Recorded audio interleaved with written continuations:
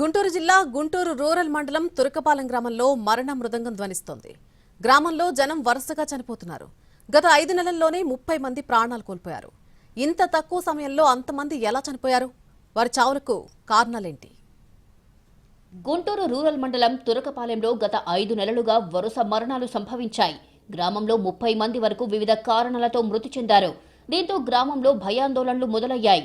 మొదటగా గ్రామంలో మొదలైన మరణాలు తర్వాత ఎస్సీ కాలనీకి చేరాయి. 2 నెలల వ్యవధిలో ఎస్సీ కాలనీలో 20 మంది వరకు చనిపోవడంతో కాలనీ వాసులు భయంతో వణికిపోతున్నారు.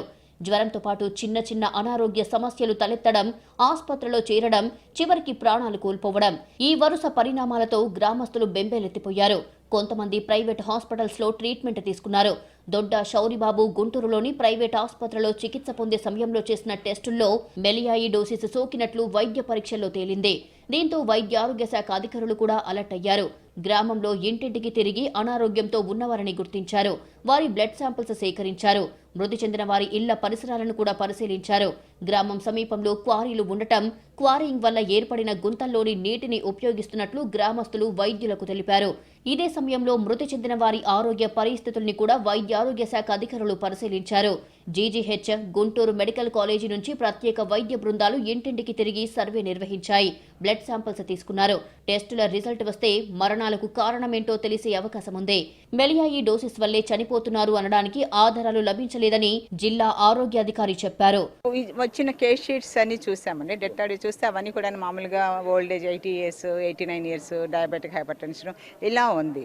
బట్ మనకి ఇలా మెలియాయిడోసిస్ అన్నది ఏది కూడా మనకు కన్ఫర్మ్డ్గా ఎక్కడా లేదు. సో అందుకని మనం ఇప్పుడు కల్చర్కి పంపించాం. దీన్ని బట్టి మనం కన్ఫర్మ్ చేసుకోవచ్చు. తురకపాలెంలో వరుస చావుల విషయం వైద్యారోగ్య మంత్రి సత్యకుమార్ దృష్టికి వెళ్లింది. అధికారులతో సమీక్ష నిర్వహించిన మంత్రి వరుస మరణాలకు కారణమేంటో తేల్చాలని తన శాఖలోని అధికారుల్ని ఆదేశించారు. దాంతో medical education director doctor Raghunandan, GGH superintendent, Guntur medical college సిబ్బందితో కలిసి తురకపాలెంలో పర్యటించారు. గ్రామంలో పరిస్థితుల్ని స్వయంగా పరిశీలించారు. ఈ మధ్య చనిపోయిన వారి కుటుంబ సభ్యులతో మాట్లాడారు. ఇప్పటి వరకు తమ పరిశీలనలో తేలిన విషయాలను డిఎంఈ రఘునందన్ కు జిల్లా వైద్యారోగ్య శాఖ అధికారులు వివరించారు. జ్వరంతో బాధపడే వారికి బ్లడ్ కల్చర్ పరీక్షలు నిర్వహిస్తామని డిఎంఈ రఘునందన్ చెప్పారు. వాటర్ శాంపిల్స్ కూడా సేకరించారు. ప్రజలు భయపడాల్సిన అవసరం లేదని, మెలియాయిడోసిస్ అని తేలినా చికిత్సకు తగ్గ వసతులు ఉన్నాయని చెప్పారు. గుంటూరు జీజీహెచ్ లో 10 బెడ్లతో స్పెషల్ వార్డు ఏర్పాటు చేస్తామన్నారు. ఇక్కడ ఉన్న 2500 జనాభాలో దాదాపుగా 1200 మందికి ఇప్పటి వరకు టెస్టింగ్లు చేయడం జరిగింది. అంటే సుమారుగా 800 ఇళ్లలో 410 ఇళ్లు ఆల్మోస్ట్ కవర్ చేశారు. వీరందరిలోనూ ఎవరెవరికైతే జ్వర లక్షణాలు ఉన్నాయో వారందరికీ తప్పకుండా రక్త పరీక్షలు, బ్లడ్ కల్చర్ అంటాం, అంటే బ్లడ్ నుంచి ఏదైనా ఆర్గానిజం కానీ మనకు ఏదైనా బ్యాక్టీరియా కానీ బయటకు వస్తుందేమో అని చేసే ఒక రకమైన పరీక్ష అందరికీ తప్పకుండా చేయడం జరుగుతుంది. అదే క్రమంలో ఇంతవరకు 29 మంది బ్లడ్ శాంపిల్స్ తీసుకుని దాన్ని పరీక్షకు పంపించడం జరిగింది.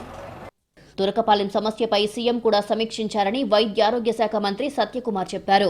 చాలా మందికి ఇతర వ్యాధులు, సమస్యలు ఉన్నట్లు గుర్తించామన్నారు. టెస్టుల రిజల్ట్ వస్తేనే అన్ని విషయాలు తెలుస్తాయన్నారు. కోమార్బిడిటీస్ ఉన్నాయి. కొంతమందికి 10% దాకా అక్కడ ఉంటున్న వారికి డయాబెటీస్ ఉంది, 30% దాకా హైపర్ టెన్షన్ ఉంది, తర్వాత సికేడి కేసెస్ ఉన్నాయి, కిడ్నీ కేసెస్ కూడా ఉన్నాయి. ఈ కోమార్బిడిటీస్ కారణంగా కూడా మరణాలు సంభవించాయి. అయితే శాంపిల్స్ వచ్చిన పరీక్షల ఇది తెలిసిన తర్వాత, రిజల్ట్ చూసిన తర్వాత కానీ ఏదైనా కంక్లూజన్కి రాగలం. ఇవాళ ముఖ్యమంత్రి గారు కూడా దాని మీద సమీక్షించడం జరిగింది. పూర్తిగా అలర్ట్గా ఉన్నాం, పర్యవేక్షిస్తున్నాం. భయపడాల్సిన అవసరం లేదని డాక్టర్లు, అధికారులు, ప్రభుత్వం చెబుతున్నప్పటికీ తురకపాలెంలో పరిస్థితి మాత్రం బాగాలేదు.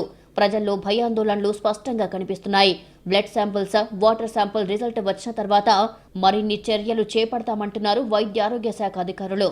15 రోజుల పాటు గ్రామంలో ప్రత్యేక బృందాల పర్యవేక్షణ ఉంటుందని తెలిపారు.